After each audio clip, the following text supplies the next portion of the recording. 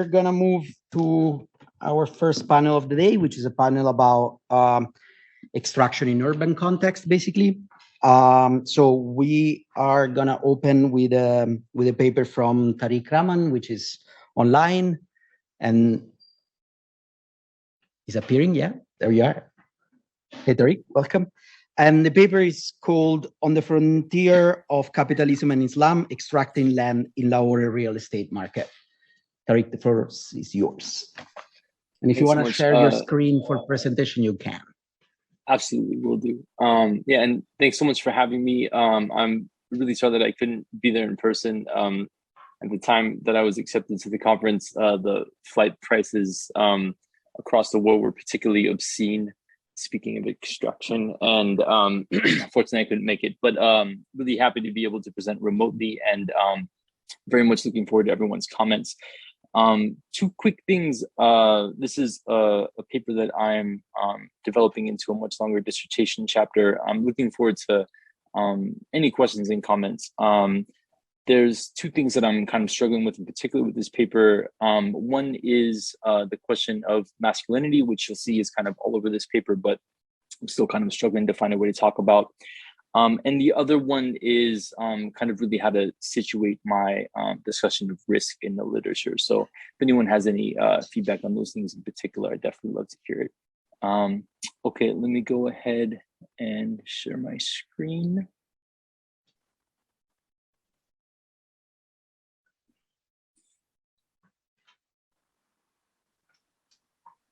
Okay. And it's 2 in the morning here, so if I mess up reading, don't hold me to it. Okay. Sorry to interrupt 1 sec. The screen is not showing. Oh. 1 second, maybe. Oh, okay.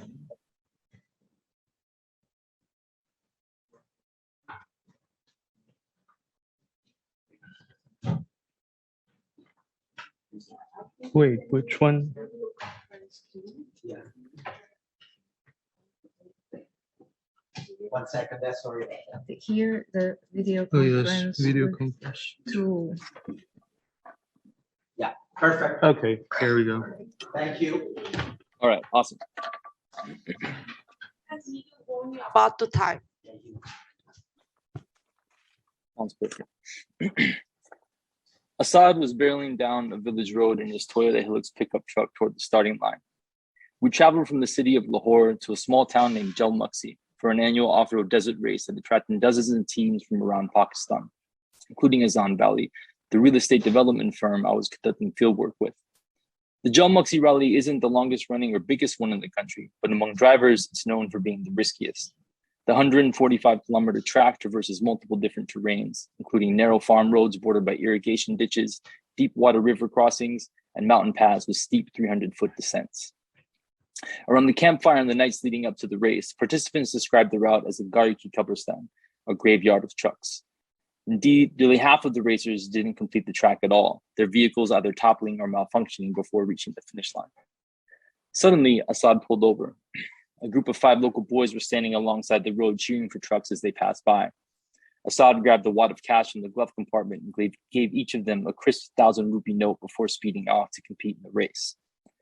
Though his final time was spoiled by a punctured tire, Assad was one of the 33 racers to complete the track that day.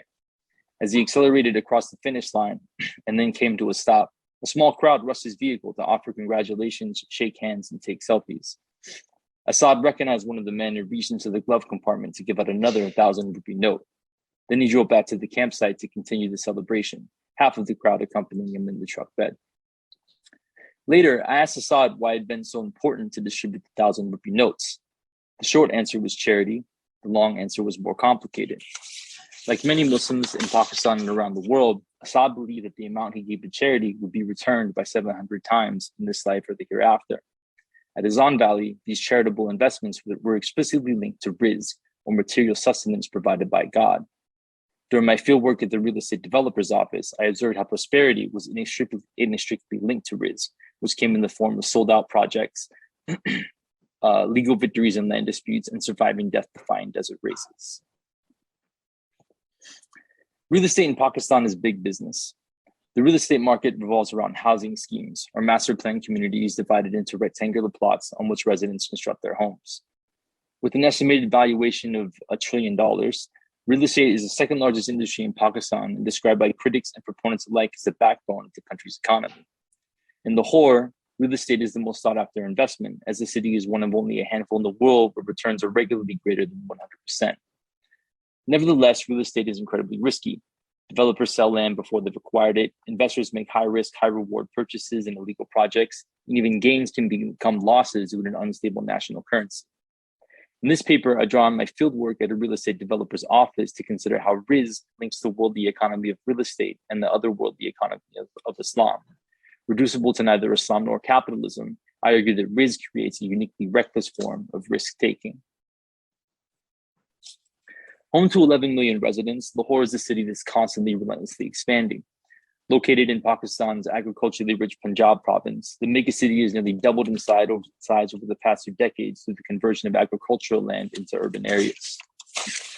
Though Lahore has long been described as bounded to the north and west by the 450-mile Ravi River, in recent years, real estate projects have emerged on the other side of the river, proclaiming to belong or be a gateway to the city. Azan Valley is a 1,000-acre housing scheme located in Sheikhupur district, a primarily agriculture area lying northwest of Lahore across the Ravi River. The project is owned and operated by Umar and Farooq, siblings whose family have been landlords in the area since the 17th century. In 2009, the brothers converted their combined shares to a housing scheme, which they gradually expanded by purchasing adjacent land from extended family members and other local landowners. The first time I met Farooq, I took a narrow staircase from the main office to a steel door decorated with bullet casings and rupee coins. Farooq's office differed markedly from the industrial marble and glass aesthetic of the rest of the building. The door opened to an eclectic room filled with motorcycles, Mughal miniature paintings, and countless ceramic skulls, not to mention a lion living in a cage on the rooftop. Behind the desk where Farooq sat, large hunting knives, antique guns, and a framed portrait of his father were mounted on the wall. Farooq blended in perfectly, sporting a long black beard and greased back hair that reached his shoulders, high-top sneakers, and a pot belly that protruded over his skinny jeans. As I proceeded through my prepared questions, Farooq provided brief but colorful answers, detailing his plans to construct an asphalt racetrack on his land and eventually build the largest housing scheme in Pakistan. Then he asked me to turn off my recorder. Everything I just told you bullshit, Farooq proclaimed. I have no idea what I'm doing. He explained that there were actually 3 partners in Azan Valley, him, his brother, and God. Like everything else in the world, the money belonged to God rather than Umar and Farooq. But as the brokers of God's wealth on earth, the brothers will be accountable for how it's spent. Under the weight of otherworldly responsibility, Umar and Farooq have launched several extraordinary charity efforts. Donating 1/4 of their shares in Azan Valley, the brothers sponsor a public hospital, a girls' grammar school, and hundreds of individual widows and orphans. The grandest example of their charity is the cafeteria within the housing scheme itself. Providing free meals to manual laborers and their families from the Sheikhupur region, the double-story kitchen serves approximately 10,000 people daily. According to the company's accountant, Azan Valley's charitable expenses amount to millions of rupees per month. However, the movement of credit between worldly and otherworldly goes both ways. Like Assad, Farooq reminded me that what was given in charity would be returned by 700 times as risk. Several years later, I met Farooq on his newly constructed racetrack. Along with several of his employees, Farooq spent his nights jerking around the winding 2-mile track in a tiny Honda sports car, testing his steering and braking skills in preparation for races. Occasionally, I sat in the passenger seat, losing myself in the thrill of screaming engines and burnt rubber as we hurled through the darkness. When I shared this with Farooq, he replied, "If you're in control, you're not driving fast enough." Indeed, Farooq's charity was only surpassed by his risk-taking. During my time at Azan Valley, I observed the intractable relationship between the two. Credits earned through charity provided a buffer for incurring moral debts, including risking one's life, partying, drugs, and even murder. At the same time, these morally questionable activities sometimes led to new ways to earn credit. In the end, what counted for Farooq was not the moral weight of any individual act, but the final balance of his accounts. Farooq and his inner circle lived fast both on and off the track. At desert races, some of them snorted crystal methamphetamine to induce an extra euphoric rush while navigating the course. Once per month, Farooq organized raves at Azan Valley. In a secret room called the Tunnel, constructed within the housing scheme's main gate, fitted with neon laser lights. Several hundred guests popped ecstasy tablets imported from Russia and partied to a live DJ until morning. Sometimes the partying and drug use turned violent. One night, Farouk, Assad, and several other Azan Valley men were joyriding in Farouk's bright red Mustang when they saw three men committing a robbery. Farouk's party discharged several warning shots into the air, which the men responded to by shooting into the Mustang. But the robbers fled when Farouk side fired a submachine gun and struck one of them in the shoulder. Acknowledging the conspicuousness of his car and weapons, Farouk smirked and said, "Now the problem is that they know who we are, but we have no idea who they are." When I followed up with him about the incident a month later, he told me that not only had the robbers been identified, but one of them was an accused rapist. We made sure the police didn't find him. Now Farouk made a chopping motion with his hand, and the people who did it will be rewarded. There was no end to Farouk's stories about local clashes, which usually began with a perceived injustice and ended in violence. But like charity, violence had an arithmetic quality. For Farouk, the highest form of credit was martyrdom, or dying in defense of Islam. What appealed most to Farouk about martyrdom was the unique opportunity for a lifetime of sins to be remitted and entry into paradise. He regularly described fantasies of India attacking Pakistan and him battling it out in the streets with the invading army. As he told me during one of these conversations, "Bro, you can't imagine the trouble I've caused. I've been here for 40 years, and I don't know if I'll have 40 more. I don't even know if I'll make it home tonight. You can't know the future, but you can do right in the present to fix the past." The strict moral requirements of Islam contrast starkly with the reckless and ethically fraught risk-taking that prevails at Azan Valley. I once asked Farouk's brother-in-law, Haider, how Farouk reconciled the two. Haider answered by summarizing a lecture by Maulana Tariq Jamil, a popular television preacher in Pakistan. Jamil told a story about a close friend who'd recently passed away. Jamil's friend had a short temper and constantly bickered with friends, family, and strangers, but also regularly practiced tasbih, an Islamic devotional act that's viewed as supplemental to the daily requirements of Muslims. Jamil was feeling anxious about the fate of his friend until one night the friend appeared smiling in Jamil's dream. Jamil reasoned that God weighed his friend's good deeds against his bad ones and accepted him into heaven.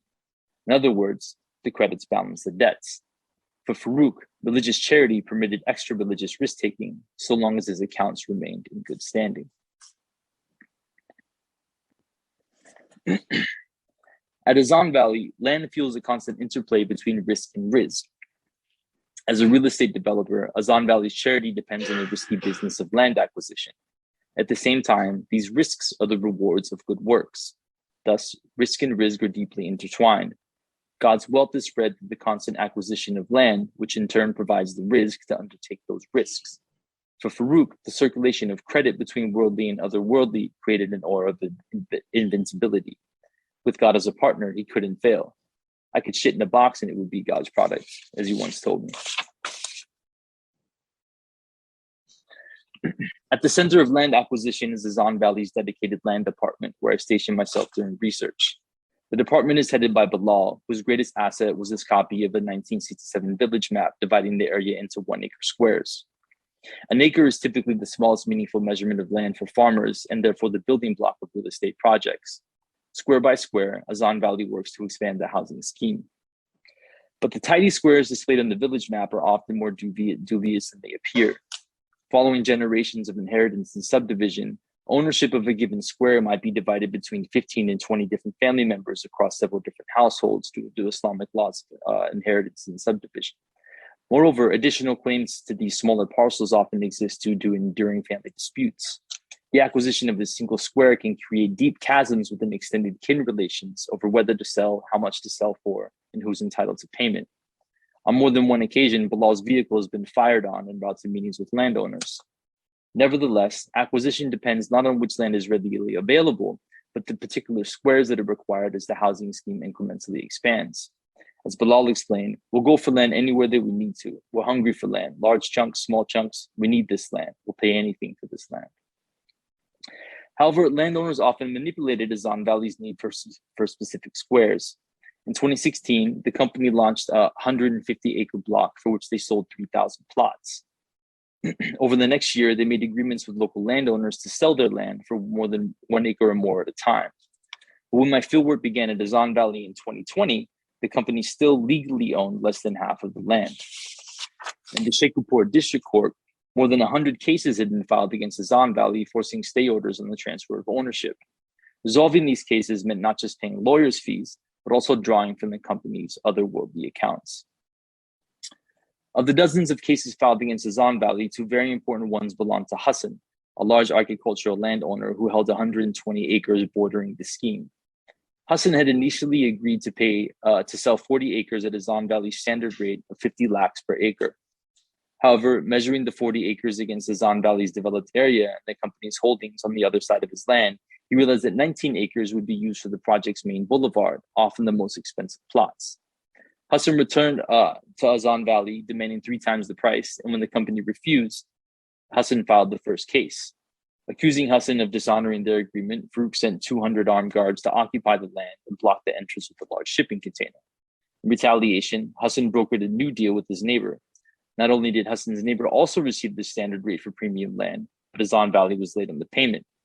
After paying his neighbor a slightly higher rate, Hassan legally transferred the additional land to his name and filed the second case. Now, both disputes were in the hands of Adnan, Azan Valley's lawyer. In Sheikhupura, Adnan was known for his elite education and brilliant legal mind. At Azan Valley, he had the impeccable reputation of never losing a land dispute case. However, as Bilal explained, Adnan can get anyone out of anything. There's no real cases in the court. Adnan called the courthouse, quote, the most dangerous place for the innocent and the safest place for the guilty. He was referring to a recent trend of witnesses being shot as they entered the courtroom to testify, which once happened close enough for blood to splatter on Adnan's shirt. But the statement also encapsulated Adnan's own risky approach to law.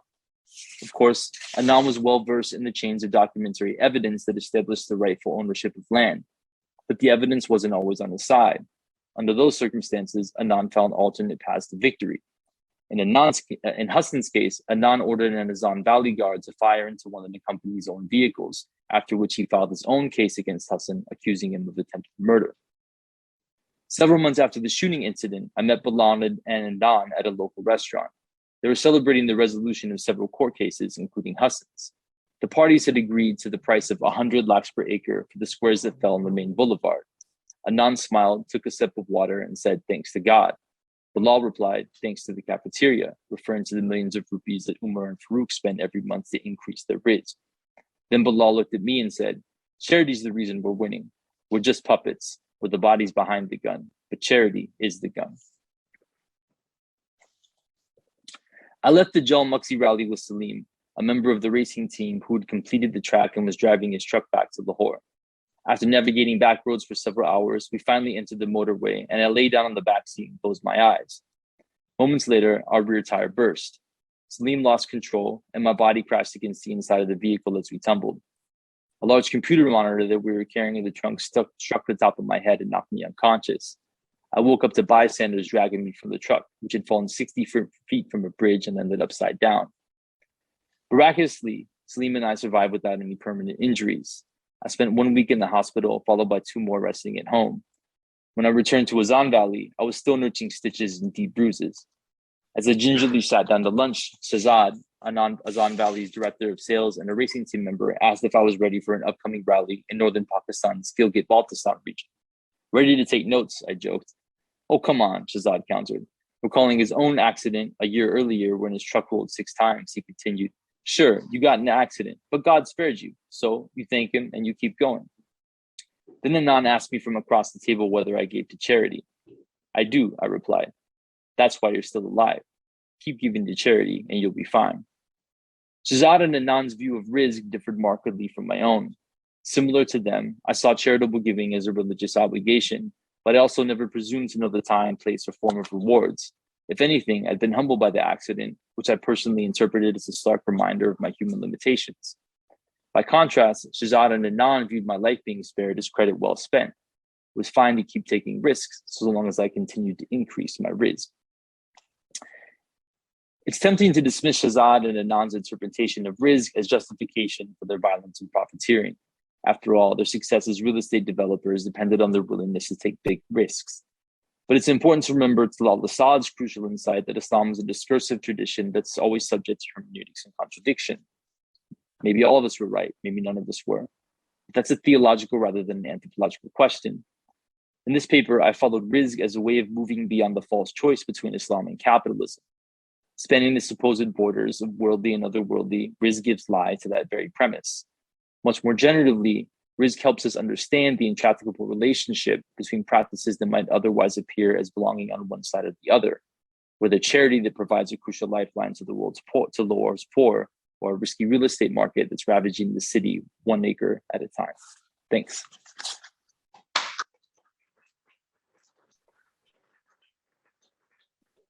Thanks, Tariq. Thank you very much. So the next presenter is William Jamieson, who's here, and the paper is titled "Extracted the Granular Frontier, Planetary Urbanization, and the Global Sand Crisis." And you have...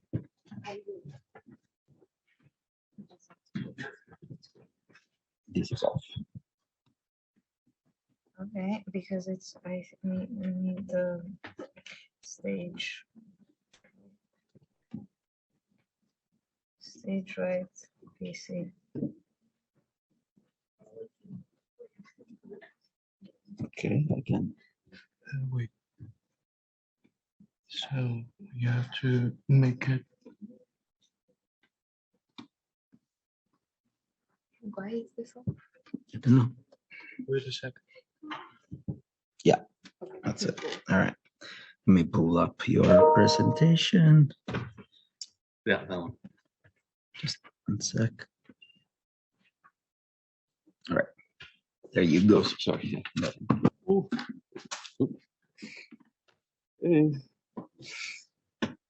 Hey. Oh wait, hold on. No, I just want to. I thought this was. No, that doesn't. For that started slide. Hold on. Let me get.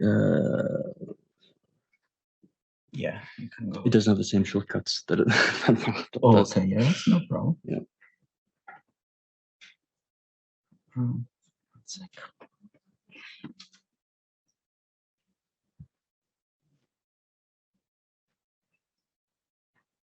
There you go. Okay, great. Thank you. Thanks so much for having me. It's been so great to be part of the last day and today. So so many other great presentations. But today I'll be talking about the granular frontier, which I will argue is a double frontier. That is the frontier of extraction, where sand is extracted from the wider geomorphology of its milieu, and there is also the frontier that is constructed in the consumption of sand through urbanization and territory production that is reliant on sand's dysfunctional construction as a resource that is cheap and abundant, becoming a ubiquitous part of urban political economic models through concrete. I will attempt to articulate both frontiers through my case study of Singapore's land reclamation project and the internal and external frontiers that it has constructed. While sand is more commonly used as a raw material for mixing concrete, I will mainly focus on land reclamation, as the quantities required by the latter are really quite immense, and my doctoral work is focused on land reclamation and sand mining. And now my postdoctoral work focuses on how the subsurface is subtended geographic expansion in Singapore. So I hope to bridge the two through this presentation on urbanization and the sand crisis. So the main driver of the transnational sand trade across Southeast Asia over the past 30 years has been Singapore. This is in large part due to its land reclamation project. This was an early iteration of, which has seen the country increase its land mass from 581 square kilometers at the time it achieved self-governance from the British to 728 kilometers in 2020. Initially, it used its own foreshore sand and leveled its hills with fill material, flattening land and sea alike. From the late 80s onwards, however, after exhausting its own shores, Singapore began importing sand from Malaysia and Indonesia. The sand trade between these neighbors has always been marked by informality, corruption, and geopolitical contention, calling the veracity of existing statistics into question. Once Malaysia banned sand exports to Singapore at the advent of the Asian financial crisis, Indonesia opened its coastlines to Singaporean dredges before they too closed their granular frontier to Singapore in 2007, after it was discovered that one of their islands that formed their maritime border with Singapore, Pulau Nipah, sank beneath the water at high tide after being so heavily dredged. Since then, Cambodia has been a big sand exporter, which I will expand upon, but so has Myanmar, the Philippines, and China, and with Malaysia occasionally selling sand Singapore, but it's been right now there's a situation where there is no clear buyer. Unlike other extracted resources, the use of sand in urbanization derives not from a unique chemical composition or latent interactive properties, but from its size and shape. Demarcations between sand, silt, and gravel vary across standards of measurement, problematizing strict definitions of what constitutes sand, gravel, or silt, as they are primarily differentiated in their consumption in concrete or land reclamation. The arbitrary demarcation of its, should I be speaking into that or no? Okay. The demarcation of its size range between silt and gravel reduces its more complex qualities and abstracts sand from the geomorphological ensemble that form part of its milieu. Sand can be composed of different rocks, minerals, or bones, pulverized and eroded over thousands of years by waves or winds. It is filial. Grains gather with those of their type, determined by geographic specificity, composition, and the forces that formed them. The geology of the planet set flowing by its elements over disparate timescales and geographies. It is always on the move, only ever temporarily arrested on its course elsewhere, enacting a processual performance as the simultaneous product and mediator of a mesh of geophysical forces. It can scatter and gather, aggregate and disintegrate, become ground and unground.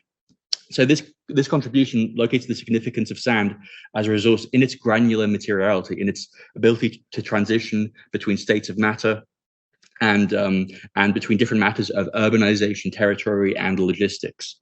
Granular materials are so itinerant they do not constitute one single state of matter, but alternately express characteristics of solids, liquids, and gases depending on the energy available to each grain. Sand is counterposed with the granular, because if sand is the haphazardly constructed resource extracted from geomorphological multiplicity, then its granular materiality is what becomes focalized as a result of this extraction and becomes excessive to its construction as a resource. The case is often used to illustrate the burgeoning crises of sand scarcity, like those associated with Singapore's outsized demand, often stem from the disturbance of sand's price, which rises with any obstruction to its cheap and limitless flow. The arrangements which facilitate this flow are often precarious, and the dredging itself often more difficult to regulate than other natural resources, making the black market trade in sand very lucrative, which for such a cheap resource is quite astonishing, I think. Even before we come to the geopolitical friction and bureaucratic corruption that is bundled with sand extraction in Southeast Asia, its extraction entails cascading effects which can be difficult to discern. While all forms of resource extraction induce negative ecological externalities or damage of all kinds, the extraction of sand is the damage. In coastal and fluvial settings, the sudden removal of sand accelerates the velocity of the water, precipitating the erosion of riverbanks. The Mekong Delta is experiencing an accelerating rate of coastal erosion and subsidence due to a combination of dam construction, constraining sediment transport, and intense dredging for construction sand, causing it to sink faster than sea levels are rising. Islands have disappeared. Islands will disappear. Other islands, if we could still use that name, will appear. Miniature Atlantises and Lemurias returning in disguise. In Cambodia, the companies that controlled sand mining concessions in Cambodia were owned by ruling party senators Leong Pat and Mong Ratiti, the directors of the eponymous companies LYP Group and Mong Ratiti Group, aligning the opening of Cambodia's granular frontier with the country's history of natural resource capture by elites. The mining itself was done often on a quasi-informal basis, often without environmental impact assessments or with assessments fabricated. The toll on local ecosystems and livelihoods has been catastrophic if difficult to fully account for. Fishermen noticed catches declining or had their nets torn open by dredgers, precipitating greater financial strain within communities, and in the case of Coastal Lao, Cambodia, the displacement of a fifth of the village's families to work elsewhere. The bans on sand export to Singapore and their recurrent circumvention are indicative of the economic and geopolitical tensions that arise as sand is transformed into a resource. Community members protested in the regional capital in 2012 to no avail. Working alongside the experienced environmental activist group Mother Nature Cambodia, the community of Coastal Lao began undertaking a more direct and strategic campaign against the fleet of dredging ships that were dredging up their waterways throughout their fishing grounds. Ships were boarded and crews were interrogated. However, they themselves The crews were only poorly paid middlemen executing decisions undertaken by politically protected tycoons. These high-risk, high-visibility strategies resulted in the intentional arrest of several activists, as in the activists set out to get arrested and had to wait on a bridge all day, only to find out they were arrested the next day. But then community members were also threatened with lengthier jail terms if they continued to cooperate. Subsequently, activists undertook a social media campaign that used the surreal and surreal dunescapes, which are the literal scars of sand mining, throughout Kokong as the backdrop for their campaigns. And so subsequently, a marginal resource grab in coastal Cambodia became a media spectacle that spread throughout regional and international media. And even though direct action was no longer undertaken, the popularity of the campaign and even resulted in an even harsher governmental crackdown. 2 activists were given 5-month-long jail terms for taking photographs of the sand ships departing with pyramids of dunes visible on board. The charge was taking a photograph of a private person in a private place. The sand mining bans that have proliferated across Southeast Asia and their irregular enforcement attest to the unsettling implications sand holds for territory. And while Cambodia had implemented numerous bans on sand mining within nature reserves, companies resumed mining within weeks or months of those bans. And so after kind of years of regulatory ataxia and Mother Nature's campaign, what kind of finally brought an end to the mining was the revelation that of a discrepancy between Cambodia's reported sand mining exports and Singapore's reported imports. And so for an 8-year period, Cambodia reported an export of 3 million tons worth $5 million. Singapore's reported imports from Cambodia were 75 million tons worth over $700 million. And so after that, and that kind of became a huge international embarrassment for Singapore. Singapore then no longer imported sand from Cambodia, and Cambodia banned sand export to Singapore. But however, the sand still flows. The city-state then turned to Myanmar for its next granular fix, and it is currently unknown where it will turn to next. This is a cutting from a newspaper in Bangladesh. I'm talking up 2 Singaporean companies that have submitted their respective proposals to import dredged sand from Bangladesh. So far it hasn't manifested in the massive export of sand to Singapore yet, but that is definitely on the horizon. And I'm sure that Singapore's opaque network of contractors have sent out exploratory probes, which will bear fruit soon. But this all is now happening in the shadow of the Prime Minister's 2019 National Day rally speech, where he announced that Singapore will spend $1 billion a year to reclaim land until 2100 as part of a strategy to mitigate anthropogenic sea level rise. How much will it cost to protect ourselves against rising sea levels? My guess is probably 100 billion over 100 years, quite possibly more. A bit vague. In Singapore, for long-term problems, we can make long-term solutions. Not everywhere, but in Singapore, yes, we can. And so, all the while, Singapore has been expanding. Topalovic has estimated that 75% of Singapore's reclaimed land has been built using foreign sand. Reclaimed land has always acted as a recurrent, malleable puzzle piece that Singapore has relied upon to realize its much vaunted model of statecraft. For a resource so integral to the city-state's projection of sovereignty, and for a state so renowned for its ownership of critical industries, infrastructure, and sovereign wealth funds, the procurement process of sand is curiously fragmented, utilizing a patchwork of private contractors licensed by the Building and Construction Authority. So, given the timeline of sand extraction in Kokong, the most likely candidates for the consumption of sand downstream and its consummation in sites of reclamation are the 2 biggest still ongoing reclamation projects in Singapore, the Tuas Megaport reclamation and the Pulau Tekong reclamation. The former, scheduled to open in phases from 2021 to 2040, will serve to consolidate all of Singapore's disparate port infrastructure and integrate it into the industrial and logistical zone of Tuas, freeing up more centrally located former port infrastructure for redevelopment. In one fell swoop, Singapore's maritime and logistical supremacy will be guaranteed, and at the same time as valuable waterfront real estate will become ripe for redevelopment. Similarly, for the Playa Tekong reclamation, which will effectively double the size of the island of Tekong, which currently serves as a military training camp, will likewise shift several other military installations currently on the main island of Singapore onto the island of Tekong. National defense and the military preparedness of its citizens will be strengthened, and precious space in the interior of the main island will be free for development into housing development board new towns. And beyond these kind of strange temporalities, we have to account for the fact that the reclamation itself is not the entire story, but that other landscapes in Singapore shift and are planned around land that is essentially speculated into existence and made necessary through its planning system. At the highest level of abstraction, sand is textualized by the Singaporean state.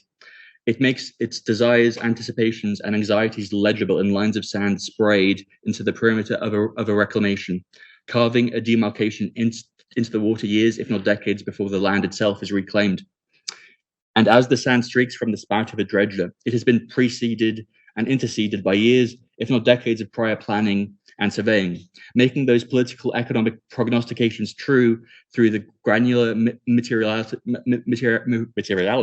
of sand extracted hundreds of miles away from wider geomorphological ensembles of silt and sediment and socio-ecological ensembles of entire communities that bear the brunt of this extraction. Years and decades later, after it is finished, it will shift the geography of the city-state around it as it Rubik's cubes itself into newer and more productive arrangements, renewing its model of governance and reaffirming its tabula rasa and the endlessly pleasurable plasticity of these dunes of stockpiled sand. And the sand itself has worked its way into more than just the augmented coast of the city-state.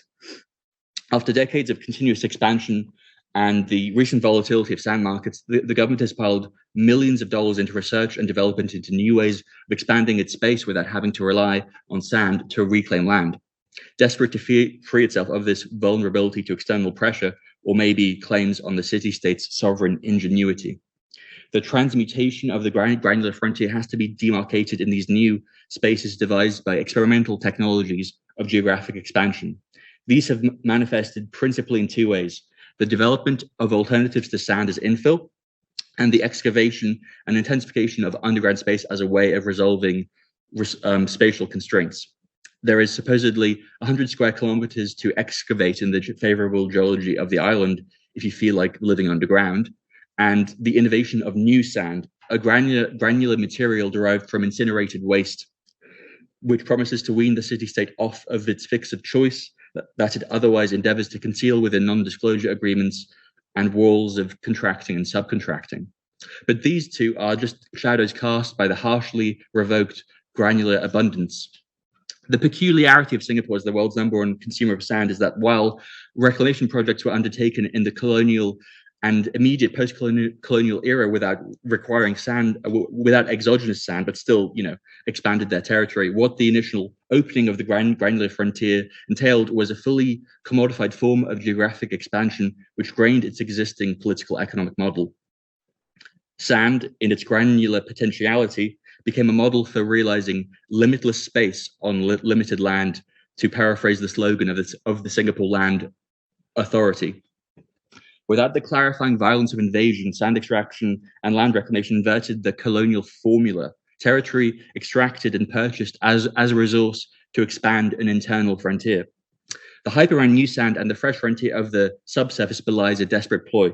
Once its urban logistical model became premised on bespoke, tailor-made pieces of territory freeing up the development of existing land, it started relying on surplus territory being renewed with regular shipments of sand arriving from wherever, with the consequences lying far upstream, with the concession holders, not with the monopsony the city-state held for a time over the Southeast Asian sand market.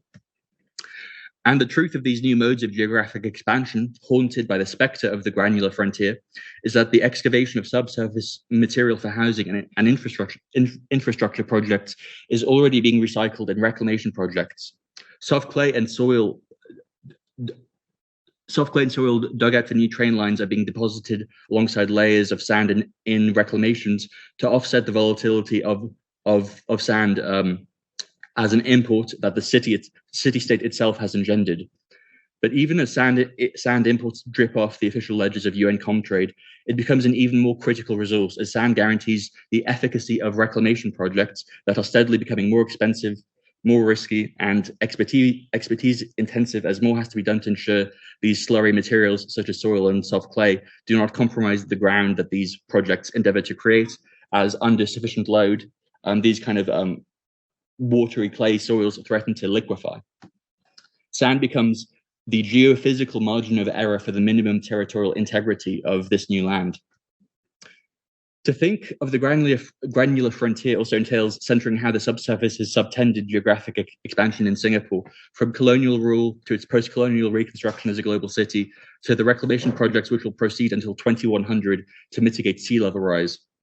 Following Yusuf and Pavanelli, geology has always been enrolled by colonial liberal formations to facilitate extraction and render other lives precarious and disposable.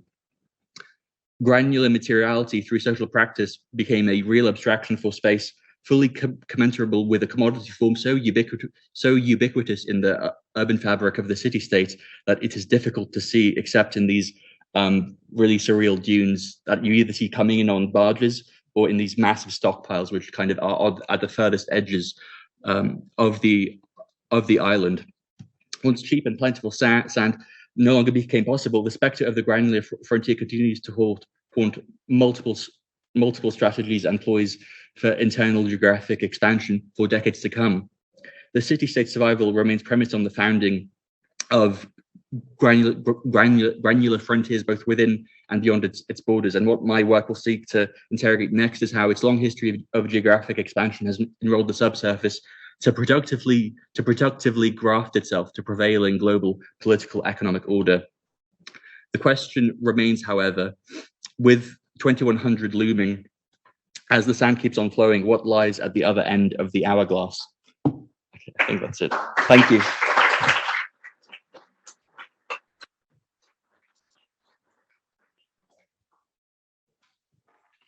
Thank you very much, William, for the paper. So the last paper of this panel is our own Klara, with a paper titled Body and Mind, Body Extraction as the New Frontier in the Food Delivery Sector in Hungary. Let me see if I can pull out your presentation. Yeah. There you go.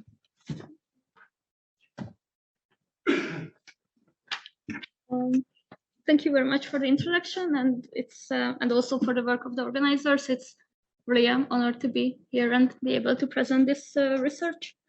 And in the next 20 minutes, I'm going to talk about the workers of food delivery platforms in Hungary, which, as Sadruma Zadra formulated yesterday, are the real winners of this pandemic. So I'm going to start this presentation with two quotations from my field work, my field diary from last summer.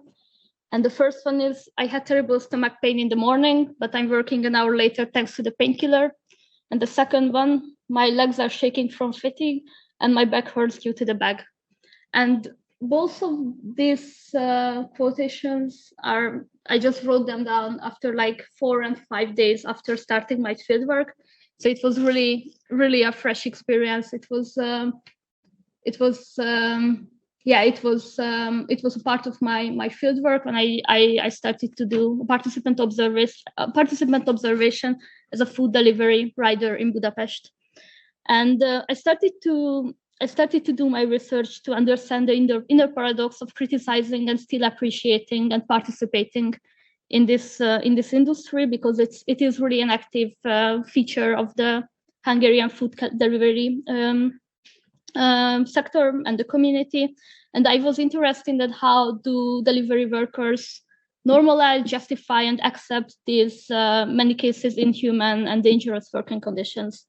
And also I was personally really interested that why didn't I stop when it was literally painful, and I had the opportunity and the possibility. I was a researcher. I didn't have to work for money. I did it for out of curiosity, but somehow I did it.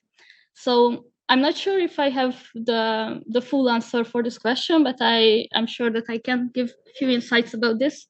So in the next 90 minutes, I'm going to argue that the bicycle careers in Budapest tend to normalize and justify the dangerous and really precarious working conditions as a sports activity. I argue that particular form of body extraction happens in this case, supported by the ethos of professional sport. And first, I'm going to talk a bit about the methodology. After that, I'm going to introduce the bicycle culture in Budapest. Then I'm going to talk about the working conditions of bike delivery workers in Budapest. And finally, I'm going to introduce the discourse of sports and how it's really validates many things. So about the methodology, as I said before, I had 3 types of methods to understand this blurring between sports and work. And I carried out participant observation. I worked as a bike courier in Budapest for the company Volt between July and August 2021. But obviously there were certain layers of this work I couldn't understand only based on participant observation. I was a researcher, and because of that, I didn't know what is it to work, I don't know, full-time as a full-time career. So I also conducted 8 semi-structured interviews with bike careers, and I had the chance to have like 2 deep conversation interviews with the manager of one of the main leading delivery company in Hungary. And obviously, as an active career, I gained access to these closed Facebook groups where most of the communication happens between the careers, and I follow the posts from these Facebook groups. Obviously, I couldn't do like representative research on this, but I could have somehow gain an idea that what they are talking about. So yeah, this I'm going to talk a bit about this.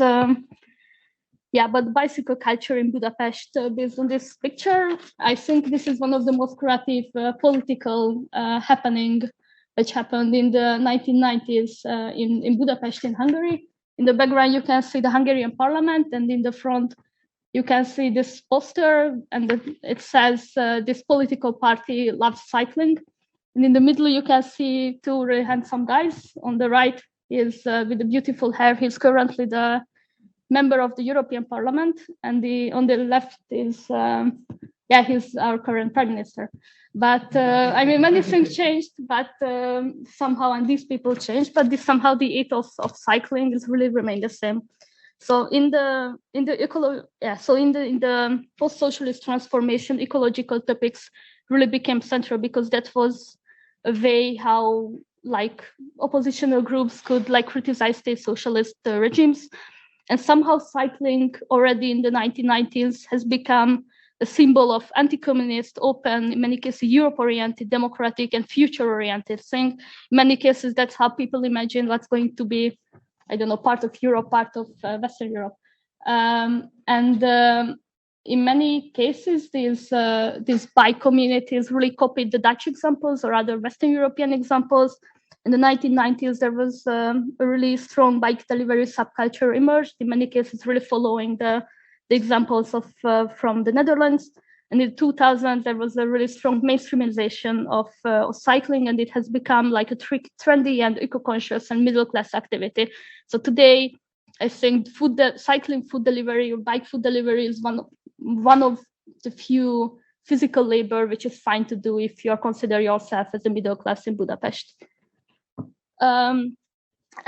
This industry really needs this ethos, because there are really dangerous working conditions of bike delivery in Budapest. But as far as I know, it's also really a great topic in Vienna.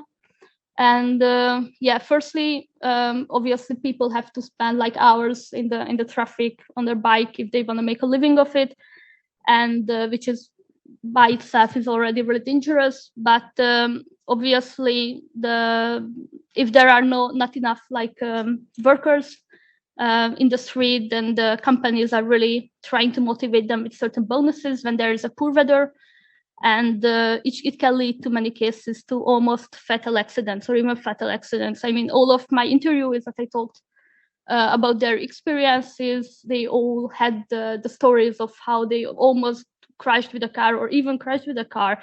So they yeah, it was interesting that they told it as an anecdote with like funny stories that how they survived. But in many cases, these, it wasn't like, I don't know, unique experiences. And in many cases, there were also fatal accidents. In Hungary in the last summer, there was many cases in the news when accidents happened and careers were part of it. But somehow it's these workers transforming some kind of pride of about the challenges of work. They told me inside jokes about, because they knew that I was also working as a career, so they knew that they can refer to like, to our common knowledge. Like, for example, one of the inside jokes that I read, there was like, there's a fountain in a public sphere in Budapest, and because of that, these stones are really slippery, and they just call this fountain as the so-called career cemetery, because like literally everyone almost dies there. I also fall there, and this kind of pride also resonates with this entrepreneurism. So these people are contracted as partners and not employees, and they do really claim themselves as entrepreneurs. So this pride is also resonates with that, you know, there is this individual who has to struggle to make their own living, but they also know that the company do not care about them, because there's no like training before they start the work. There's no, they know that they are just really a small component of this whole system. And because of that, all of my interviews started to individualize the skills that they use to survive. So they stated that, I don't know, when a guy told me that he fell like, I don't know, 10 times a night because of the road was so slippery, and because of it was winter and it was icy, that he mentioned that he learned it and it has become a routine. So they knew that they only can depend on themselves. And interestingly, there is an accident insurance, which is a really unique thing compared to the international habits of these companies. It's actually happened because the career died, and the managers were also so traumatized by this that they started to fight for this insurance. And obviously the workers use this insurance in many cases, as one of the companies believed, use it a little bit too much. And because of that, an insurance company which was contract with the Food Panda delivery company just said that the workers use it too much, it doesn't work for them. So with Food Panda, there is no insurance since last December. But how do these companies like really handle these dangerous working conditions? Because actually there's really increasing number of workers in Hungary in this sector. However, interestingly, there's still a labor shortage in Hungary. So there could have, they could go to other places this is not the only option. And these companies present it as a sporting challenge. And I brought like 3 examples of recruitment advertisement. The first one says that test yourself as a world career. You can see that this is really presented as a sporting challenge, and this guy is struggling with the weather, and it's like really a heroic act. The second picture says that let's go on adventure, join to the net pincer careers. And it's really interesting because the second picture also incorporates the main critique of this platform economies, which is like, in many cases, it's really socially causes isolation. So in many people, one of the main critiques of the workers themselves, that it is lonely, but this advertisement really shows it as something collective with cool and young people. And the third one, I found this the most interesting, partially because of the text, because it is really a competition, but it's also collective, and it's really also shows it as a nice sporting challenge. And the text says that get fit by vote and apply and join to the most fit career group in Hungary. And just became a career.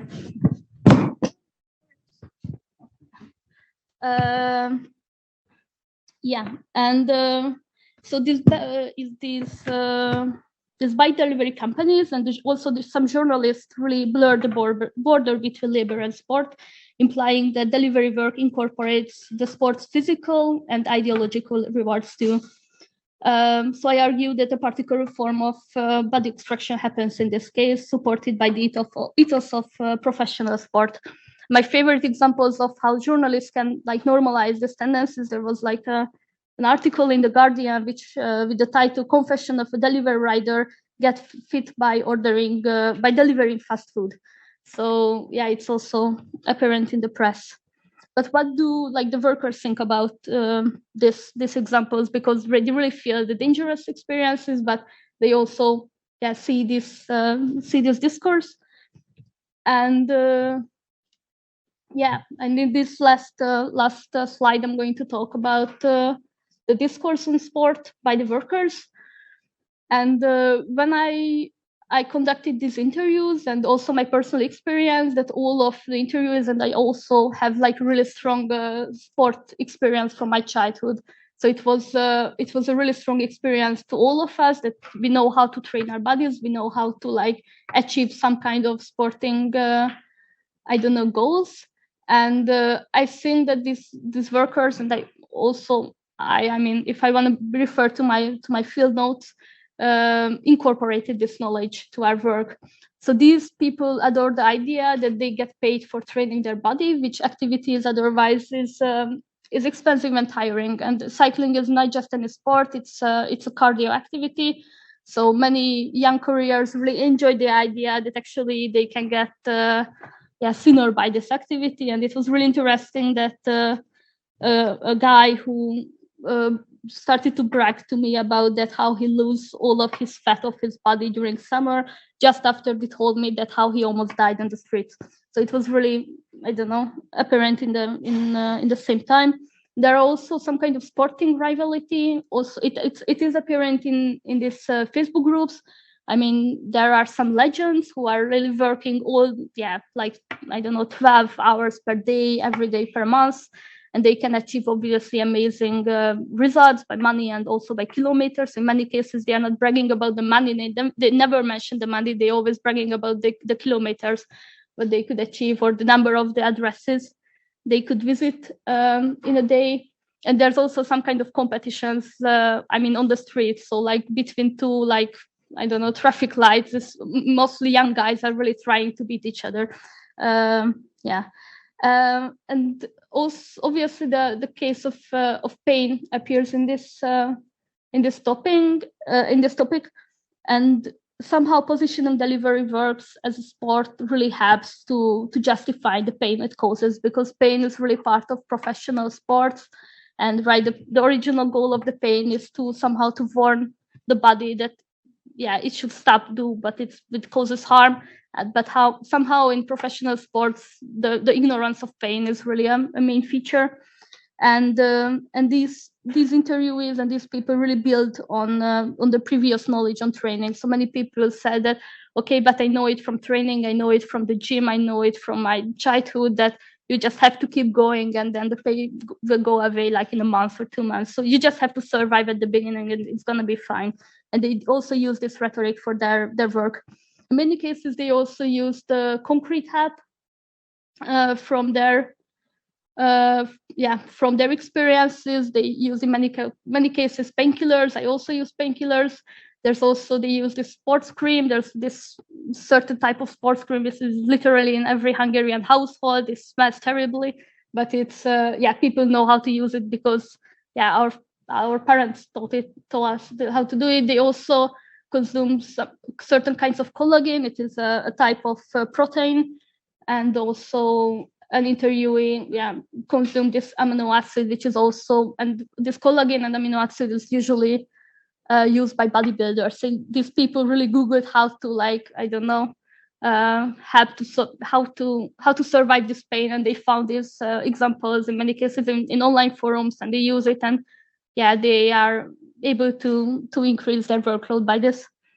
And which I found really interesting is the topic of recovery, because in professional sports, obviously recovery is a central question.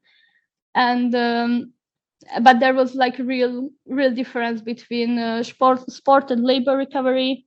I mean, I was paying attention to nutrition, to rest, and to stretching, and obviously they mostly ignored every aspect of it. They were like mostly, consuming sugar and caffeine, which has meant formulated is they are the typical predatory and hunger killers. So they were really just trying to somehow survive this job. So yeah, just to sum up, it's also the workers really proudly claim to be entrepreneurs, somehow also for themselves. And to me, this was really a position of them. But the body experiences reveal this cleavage between the platform labor and this idealized entrepreneurship. And it is, in my opinion, really opens up the space for any kind of resistance. This paradoxical idea, because there was, currently in Hungary, there's resistance is really appears on individual level. So people are really individually trying to trick the system and trying to somehow gain more money, or trying to, I don't know, just do it somehow by themselves. But as far as I can see from the international examples of strikes and any kind of resistance in this industry, this collective forms of resistance tend to emerge when there's a change in the working condition, when it becomes obvious that it's actually really hard physical labor and not a sport, not a hobby. So yeah, I'm looking forward what's going to happen in this scene, and thank you very much for your attention. And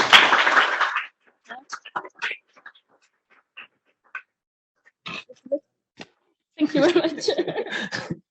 All right, thank you very much. First of all, let me turn this off.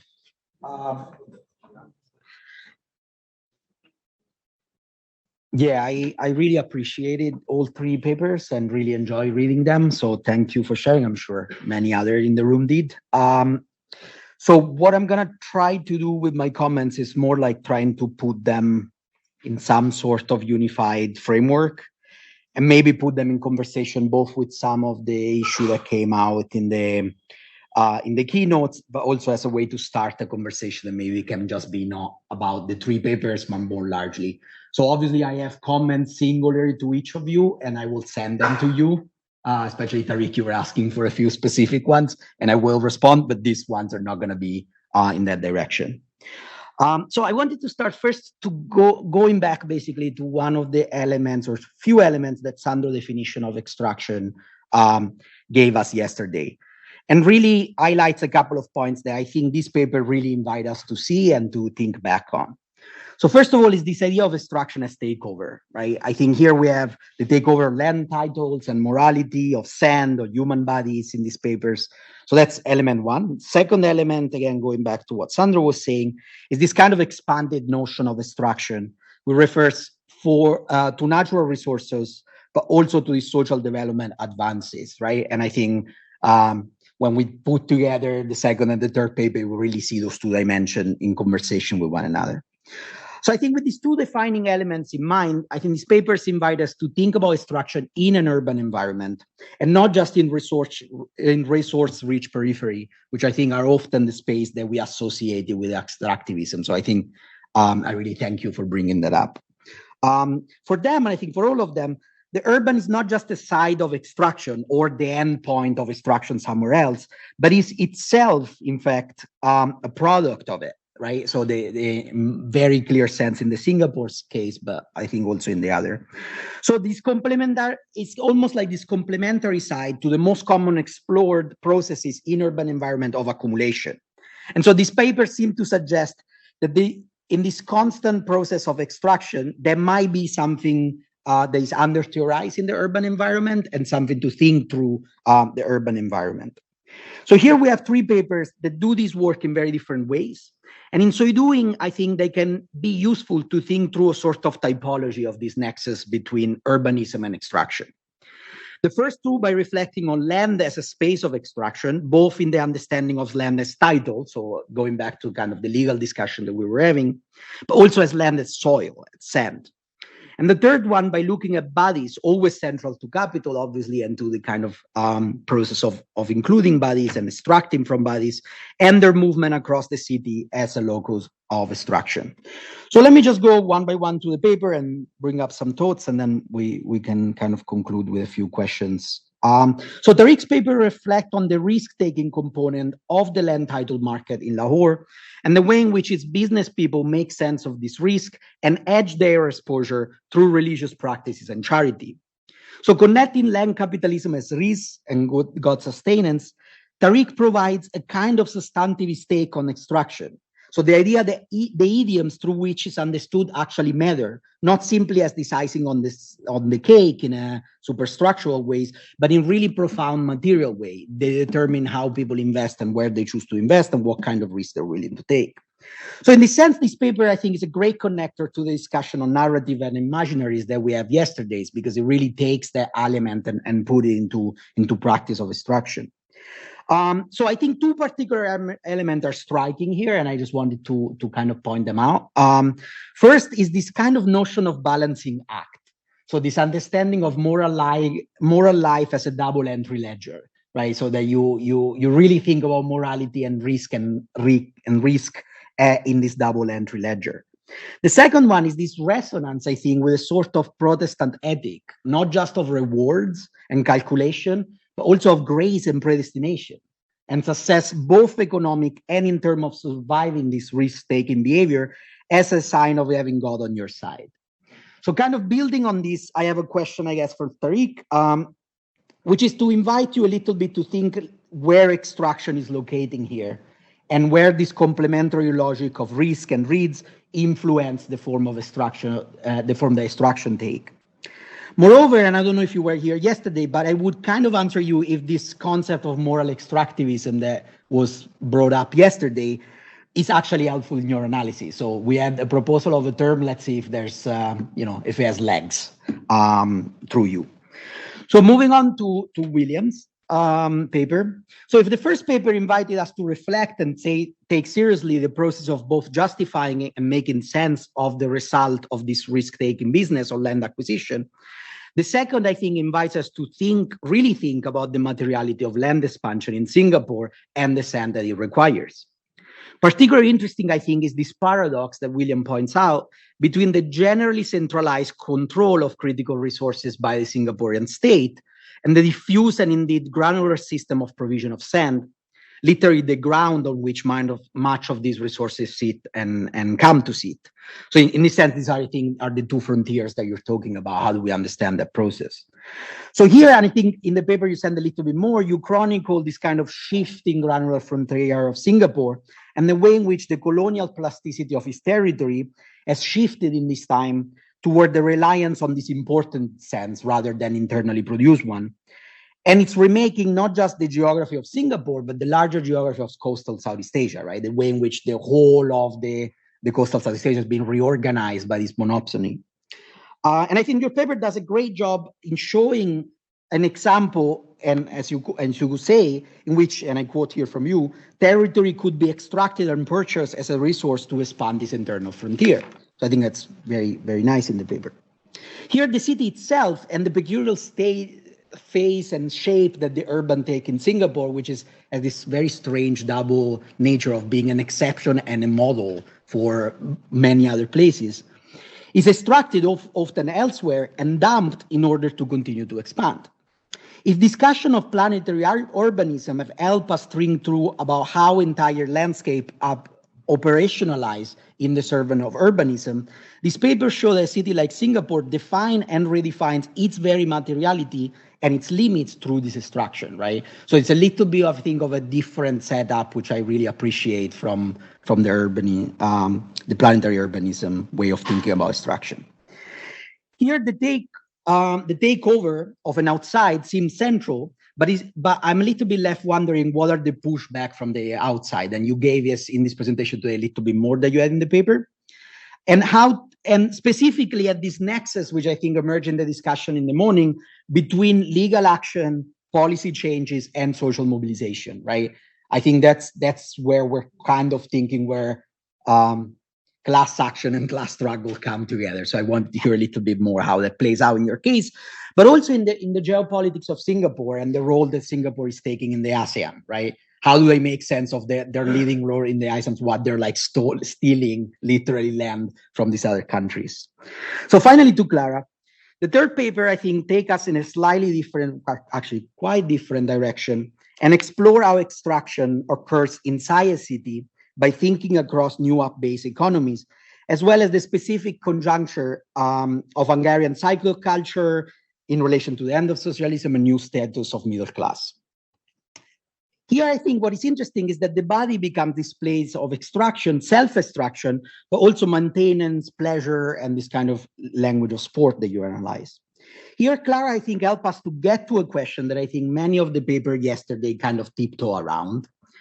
A question that is not necessarily of resistance or struggle, but rather a question of participation, or even the desire to be exploited, or if Tanya Lee will call it, this will to improve, right? Now, in the Tanya Lee case, it's a very different kind of improvement, but this is a body individualized improvement that Klara brings in. So Klara is a student of mine, so she has enough comment and question from me. So I will use her paper to open up this larger conversation today, and then I conclude. So how are we to understand and react to these desires of participation, whether in the Yukon, in Greece, in app-based donation, in Mohammed waiting for the mind to come, or among the riders in Hungary? Obviously, we could easily revert back to the concept of false consciousness or kind of concept of freedom to be exploited in much Jewish question, or even kind of go toward the idea of subject formation. But I think there is something more at stake here, something that can help us think through the promises of extractivism as a dominant form inside this aggregated capital that Sandra was talking about, but not the only one. And then to help us understand how extractivism itself and its process of valorization, which might be double, and I think Klara suggests maybe even triple at this individualized level, emerge and sell themselves, make themselves attractive, and where the space or lack thereof of this generalized political mobilization can emerge, right? So how do we think about this process of participation outside this kind of easy way of thinking about people being duped? So I guess my final question, both to the presenters today and yesterday, is how do we start thinking about these processes and how do we think about participation in this way? Thank you. You want to come up?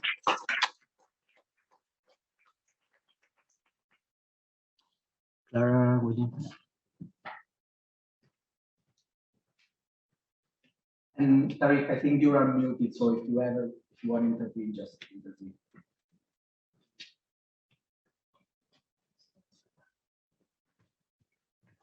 I don't know if you want to engage with these questions or you want to open. Yeah, sure.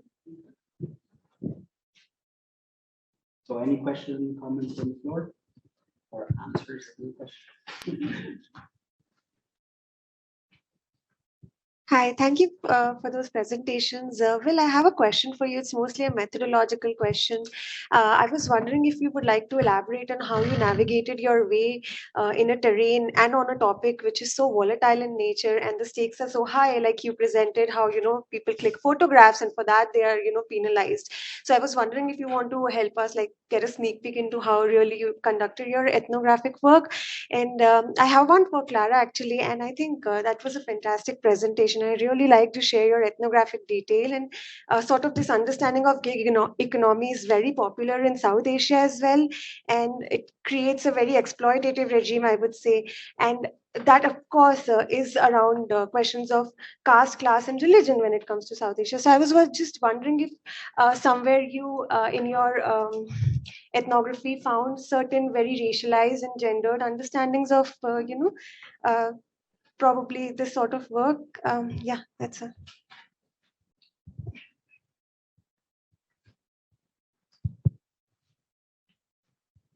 Hey, thank you for the presentation. My question is for the last speaker, which I don't remember your name, so I apologize. Yes. So I was really surprised. It was very interesting, and I was really surprised because my experience from Tel Aviv, in which Walt is very popular, is quite different. I just wanted to draw some differences. The first and most striking one for me is that in Tel Aviv, most delivery people working in these companies use electric bikes and not regular bikes, and also a majority of them are migrants and not citizens, and that it seems very, very different from what you described. So I wanted to ask maybe how many, if you could like maybe try to estimate out of the delivery workers, are in this sport kind of vibe, and are there other that are more similar to the type that I described in Tel Aviv? And is there any discussion amongst them about unionizing?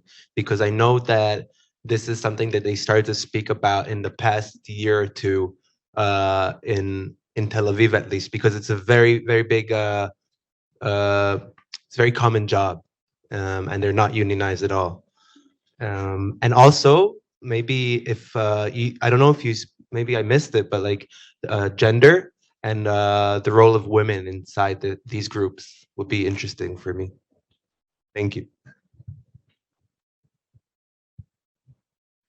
Yeah, thank you to all three of you. These were great papers. Tariq, I had a sort of question for you, or wanted to engage with what you had asked us at the beginning about this question of masculinity that suffuses the scene of your ethnographic encounter, right? And I have to say it's a great pleasure for me to hear your work, because I've kind of encountered it and research design and so on before, but I've never heard you present it. So I want to push this as a question of research design, right? So one way to understand this question of masculinity in your ethnography is culturalist, right? Here is the culture of masculinity that operates in these speculative frontier sites. And one sees that culturalist sort of explanation come up quite often, for instance, in tropes of the Wild West, which are also seen in places of highly privatized real estate development in India, such as Gurgaon. It also reinforces culturalist tropes of hypermasculinity in other sites of unbridled speculative capitalism, right? The Wolf of Wall Street, investment banking, venture capital figures like Elon Musk and so on.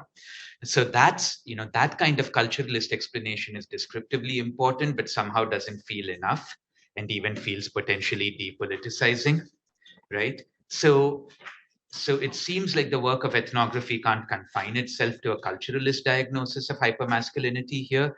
It feels like something more is at stake. So what is it, and how do you get at it? And just two thoughts or provocations here, right? The first is that this is a methodological question. So are there para-ethnographic dimensions of research design that can be activated here, which might allow you to destabilize figure and ground in ways that allow gender to come into greater conceptual focus? And I'm thinking with the work of Phil Grant, whose dissertation at Irvine on secular activism in Iran became a dissertation about the gendering of the secular intellectual through para-ethnographic realignments of research design. And therefore, he was able to displace questions of secularism per se and center questions of gender, right? So what would it take to reimagine the dyad of Islam and capitalism into the triad of Islam, capitalism, and masculinity as a matter of research design? And the second is, how do you reframe this question of the relationship between risk and risk in ways that allow for this triadic reformulation, right? So risk in some ways is an obvious and overdetermined trope that relates speculative capitalism to hypermasculinity. But if I may speak in Hindi for a minute, risk ke saath kya kiya jaye, right? Like, what do you do? How does charity in your formulation operate differently from, say, piety in Saba Mahmood's work, which for Mahmood is such a centrally gendered practice that opens up a conceptualization between women and Islam? Right, so I'm not asking here for the cultural particularity of risk in the Pakistani Islamic masculine sense, as much as I am about the translational conundrums that risk poses. Like, what is lost in the translation between risk and charity, risk as charity, that might allow us for thinking hypermasculinity? So I don't know if that makes any sense, but it's just a provocation for you to think both risk and research design a little bit more into masculinity.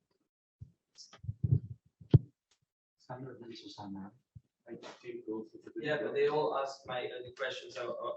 You asked the question I wanted to ask, and you talk about moral extractivism. So done. I mean, it's just like the notion of moral extractivism, particularly in the third speaker, would be relevant.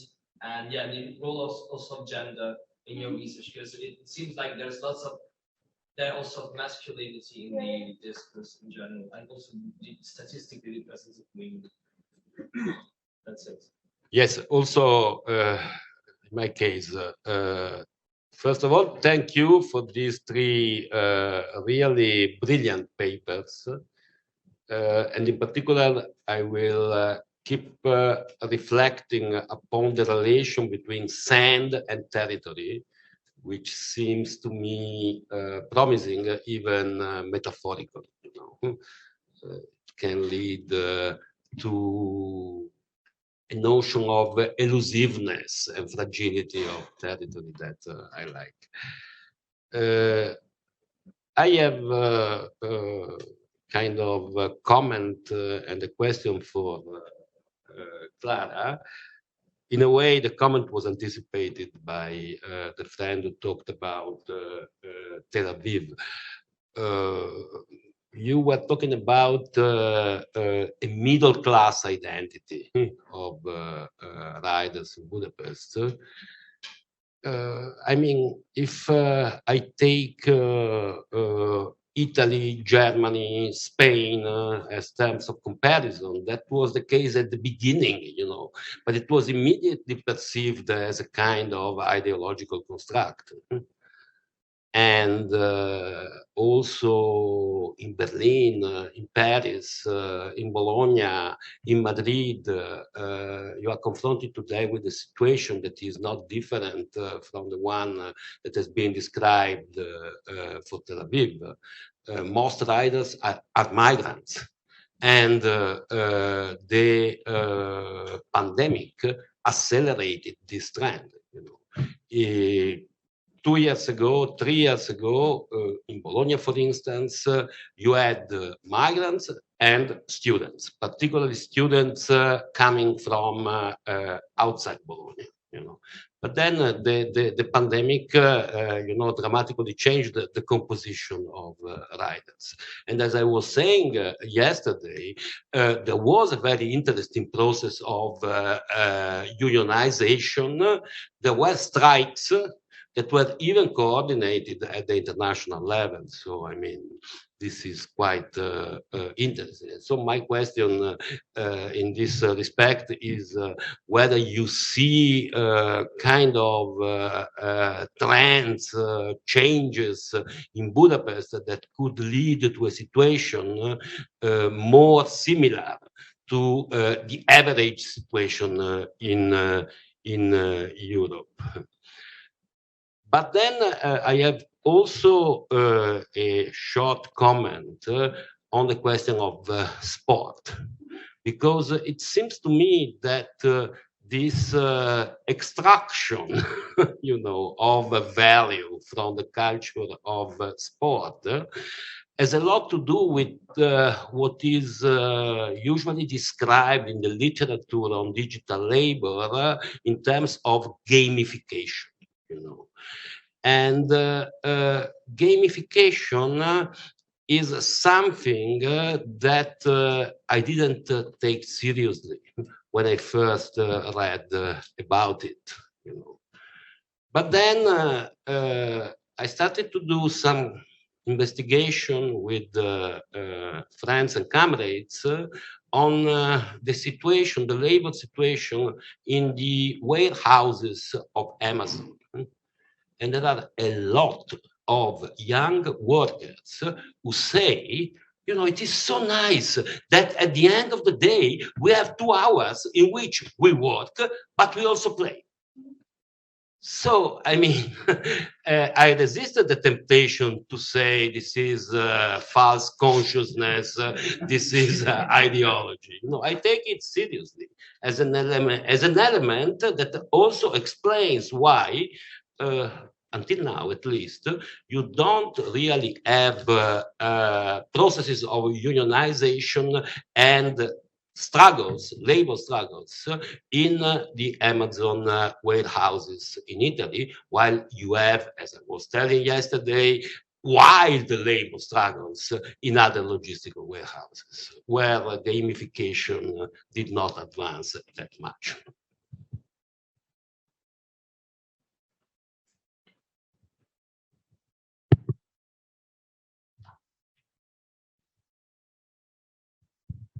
Thank you. I just have a comment for Klara. because my partner is a bike courier, so I've recognized a lot of the things you talked about. But he actually more was a bike courier about like 10, 15 years ago. And he, whenever he talks about it, he speaks about how things changed. And I think I was wondering if that could be something you could take into your research, because I feel like this is particularly a sector that has changed quite dramatically over the last 20, 15 years. And I think that just this sort of a bit not historical, but this is a larger scope in time would probably be quite useful to shed light on the processes that are occurring today. And also, I mean, gender was mentioned a couple of times, but I also thought, if it could be interesting to talk to partners of bike couriers, because if you're the partner of somebody who's engaging in this highly dangerous sport, it is it's interesting how you need to cope with it. And actually, I was reminded myself of partners of mine workers who were saying, I just don't think about it because it's so dangerous that, it's better not to think about it. And every time I saw my boyfriend like zoom off into the crazy Viennese traffic, I was also like, okay, let's just not think about it. So I was thinking maybe that could be an interesting angle as well to have a look. And I think for Tariq, I just have a very short comment because I'm working on risk-related things as well. It just struck me at very much this subjective understanding of risk in your case, where sort of risk is not really risk because it's in the hands of a higher power. So this not dual but multiple, these multiplistic dimensions of risk really come out in your case study, that it's not something scientifically proven or scientifically measurable, as like the engineering sciences. They would say risk is vulnerability times you have all these formulations of risks and their definitions, but in this case it's a very subjective form. And somehow in terms of extractivism, I had this, I mean, it's probably a crazy idea, but I just thought if sort of this religious aspect, if religion in this sense extracts the energy that is created, if you're aware of the fact that you're taking a risk, that should trigger like a heightened awareness and making sure you're taking extra precautionary measures, that kind of thing. Like that would be the one response. And then by having this religious understanding of risk, it takes away this impulse in a sense. And I'm thinking of the moral extractivism from yesterday, where certain processes, they channel impulses somewhere else, and then further action becomes impossible, or not impossible, but becomes less likely. So I was thinking if this sort of religious explanation, it's God, if that button you press, I'm going to donate to charity, is like whether in the case of the Ukraine war or the risk you're taking when you're racing, is like I'm pressing the button for God, like I'm giving the responsibility to God. So I don't have to do anything further, like there's no further action necessary. That just sort of came to my mind. Who wants to go first?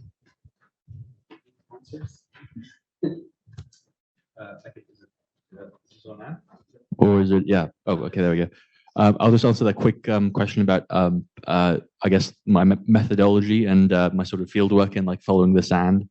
And I think what was kind of funny is that like, obviously, especially in Cambodia at the time, it was quite contentious. So, through the university ethics process, I was prompted to undertake a number of guises, like either I'm a PhD student working on ecotourism, or working on like the construction industry, or just other such vague guises. But I just relied on my interlocutors really, because I was I was working with Mother Nature Cambodia activists who basically acted as like my translators and like my fixers, and I was kind of like relying on them and judging their tolerance for risk, because they'd been working with this community for years and years, and so like they were kind of I really relied on the strength and their tenacity and that judgment really to see if a situation was safe. Whereas doing research in Singapore, I mean. I used to live in Singapore, but the whole sandy, seedy underbelly was unknown to me. And trying to talk to anybody in the Singaporean government about this stuff is quite impossible. They do not want to talk to you. And so even the people I did manage to talk to, even if I said the word sand instead of aggregate or construction material, I'd see their face change and they'd swallow and then the conversation would be quite a short one. So I had to kind of always sort of come in at a different angle, like, oh, I'm looking into procurement and stuff and challenges to do with supply chains. So yeah, kind of vagueness and trust in comrades, I guess.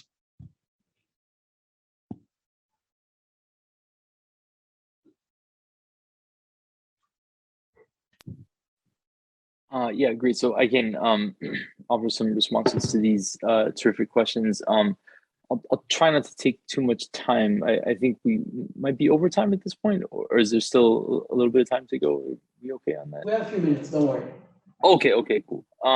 So with respect to Professor Sopranzetti's question, in terms of where extraction is located, that's a really important question. I think, I mean, when I applied to the conference, my idea was that land is being extracted, and I guess that's kind of the most obvious place that extraction is happening. But your question made me think of how capitalism is also extracting from Islam, but Islam is also extracting from capitalism, and we're kind of familiar with the first story more than the second. There's a lot in the literature about how Islam is changing under conditions of capitalism. But for my interlocutors, capitalism also gives them an opportunity to, as I put it, build a lot of credit and fulfill their religious purposes in ways that they might not otherwise have been able to. And so I think that's another very interesting way that extraction is happening here, with not just this capitalism kind of being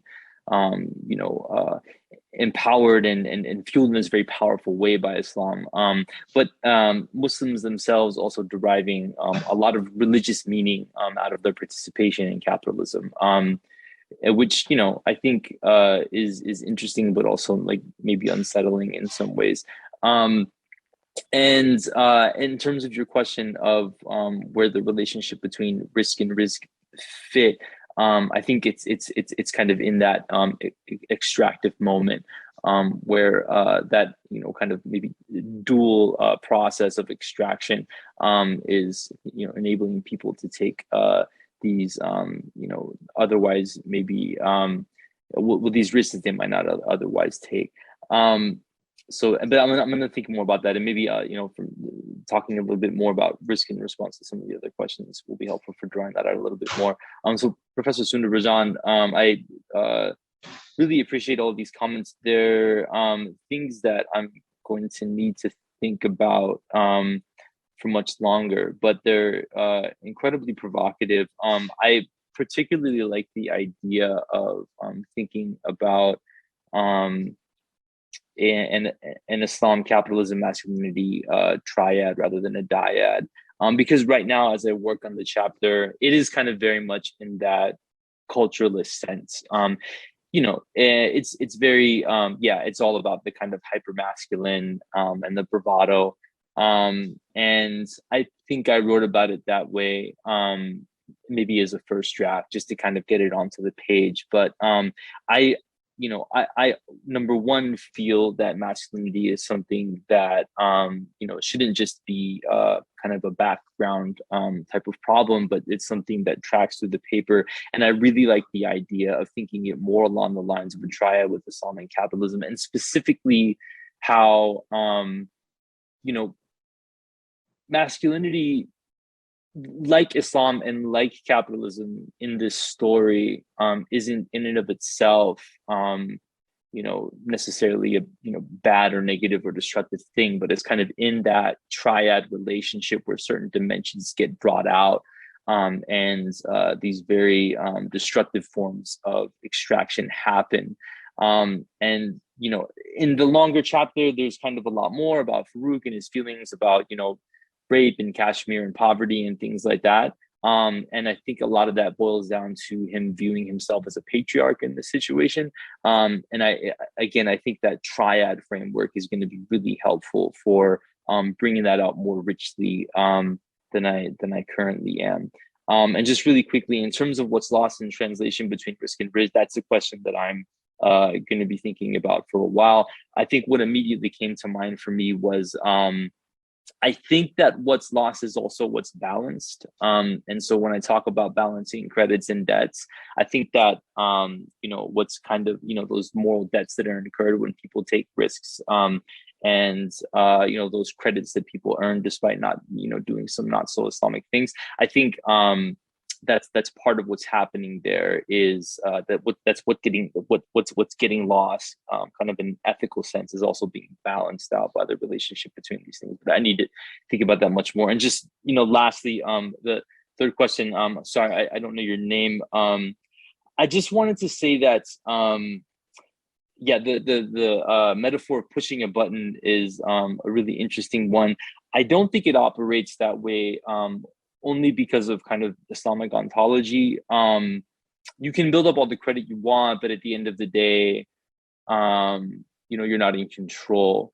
And so I think that, credit, it gives people a certain confidence, but, things fail all the time. People get into accidents, plots don't get acquired.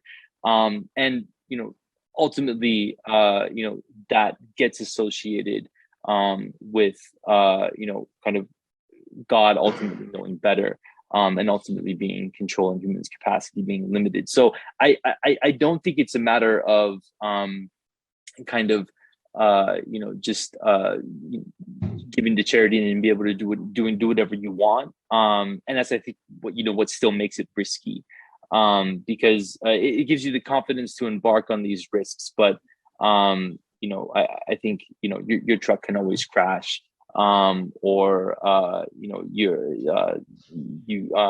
court stay can always happen on some land that you're trying to acquire. So that's really interesting to think with, and I think that's also something that I probably need to better explain in the paper. Thanks so much. Thanks, Tariq. Wow, it's a pressure. Okay. I can answer all of that during lunch. Thanks for this amazing questions. I try to somehow organize these because I see many of them ask about the same topics. So firstly, just a bit about the contextualization, how this field emerged in Hungary. So these companies, like the two leading companies, Volt and Foodpanda, was already present in Hungary before COVID, but the real boom connects to COVID. So it is a really fresh thing, and it's definitely going to change a lot. So so it is not a stabilized thing. It's already changed a lot, like, I don't know, in the last year. And about the legal framework or how these people are contracted, because I think it really affects how their social position, how like this class relations come here. So there's like two way of work for these companies usually, or the first one is like as an individual entrepreneur, which is in Hungary. There's this special legal framework with actually like around like 500,000 people works like this, which is like compared to that in Hungary currently employed is like it's around like 6 million. So it's really I don't know. So it's a huge amount of people who are like contracted as individual entrepreneurs, and it actually works in a way that if you are contracted like this, then you have to pay like a fixed amount of tax, and then you can use it for any kind of freelance work. And it is so it was used somehow to whitening the labor market, and but it's not too easy to do this administrative work. So I think it can be a reason why this delivery work is not really preferred, or this type of contracting is not really preferred by the really marginalized parts of the Hungarian society, since it's, I don't know, just to do this administrative work, it's really difficult. And I know that there are certain NGOs working with migrants who are helping these people to get this administrative work done, but it is just a rare example. And the other choice is through student agencies, and obviously through that many non-Hungarian students who had to stay in Hungary due to COVID started to work for these companies. But this legal framework already really prefers the a bit privileged people. And I was also really surprised because when I read for my thesis, I read all the, I don't know, literature about the Italian examples and the European examples and the non-European examples. And I was also really surprised that somehow, obviously there is this middle class ethos, but on the other hand, there is, in many cases, really a temporary solution for middle class people who somehow lose their position during COVID or lose their position anyway. And they are just trying to look for a temporary position. So many of these people, as this manager described me, they are really people who are just really trying to figure out their lives. So they need fast money for a few months or few years. And it also came through from my interviews. And in many cases, these people are really using this form of taxation for other projects. So many, I don't know, many people work like, I don't know, 2 other jobs or 3 other jobs. We can argue really if it's really about being middle class is or not, but but they were still a better positioned part of the Hungarian society. And I think it really connects to this Tel Aviv question too, because I think it has to do something about this geographical and global position of Hungary and of Budapest and Tel Aviv, because, for example, as far as I know, that also in Vienna, these companies give electronic bikes to the workers. In Hungary, you have to be responsible for your own means of production, which means the phone, the bicycle, and literally everything. So there are no such support for the workers.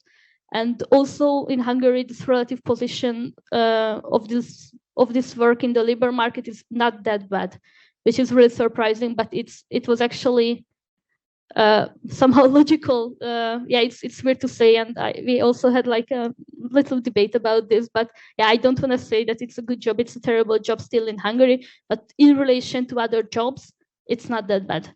Not even physically, not even. I mean, it even gives better money in many cases.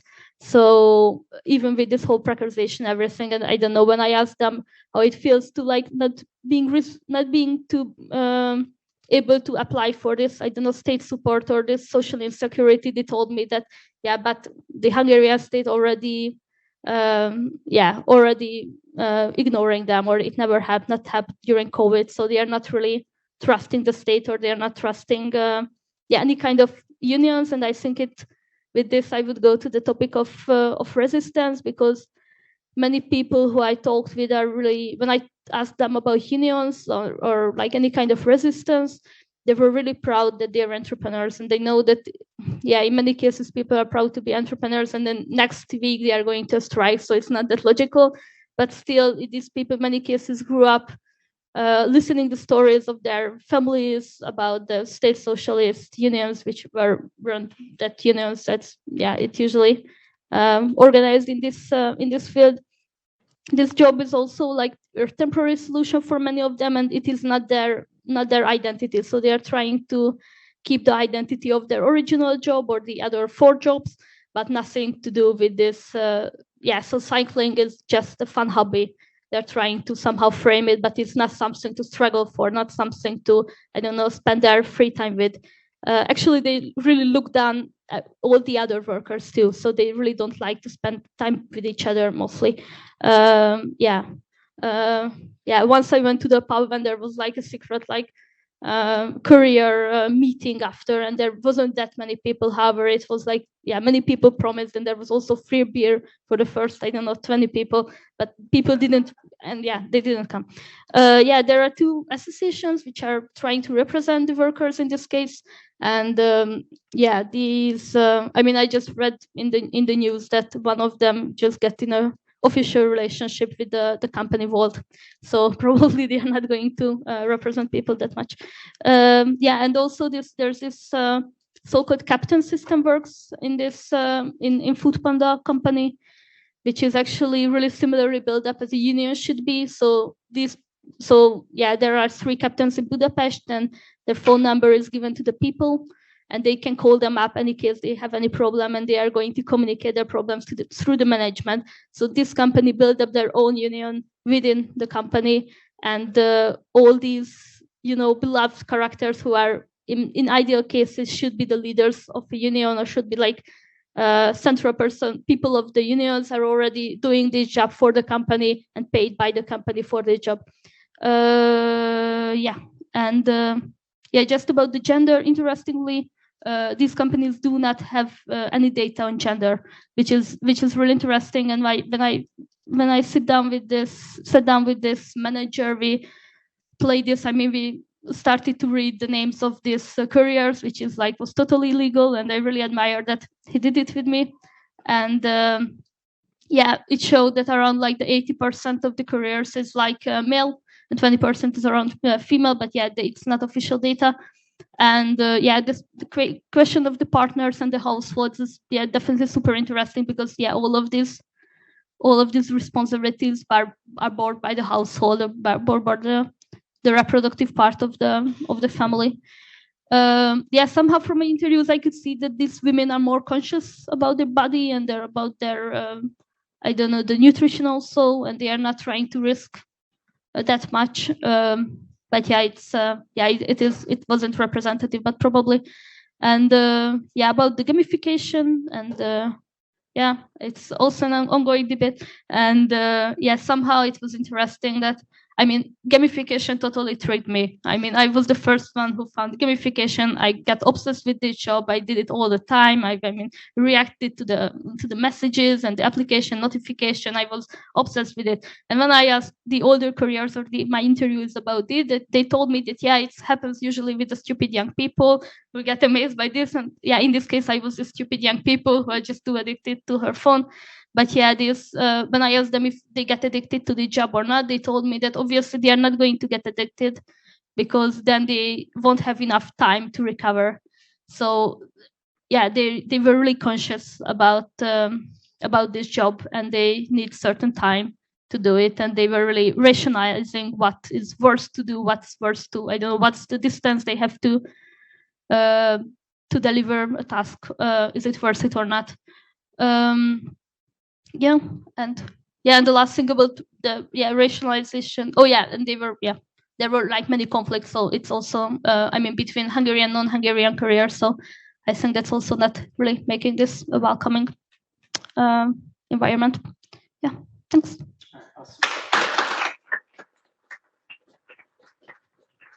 So like yesterday, we have lunch in the other room for people registered.